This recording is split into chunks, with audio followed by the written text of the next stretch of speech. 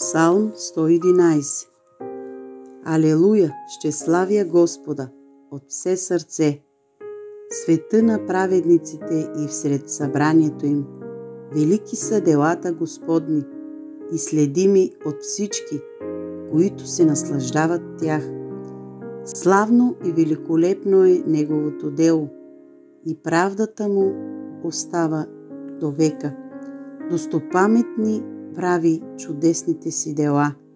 Благ и милостив е Господ. Даде храна на онези, които се боят от Него. Винаги ще помни завета си. Изяви на людите си силата на делата си, като им даде народите за наследство. Делата на ръцете му са истина и правосъдие. Всичките му заповеди са непоколебими, утвърдени са до вечни векове, като са направени в истина и правота. Той изпрати изкупление на людите си, постави завета си за винаги. Свято е, преподобно е Неговото име.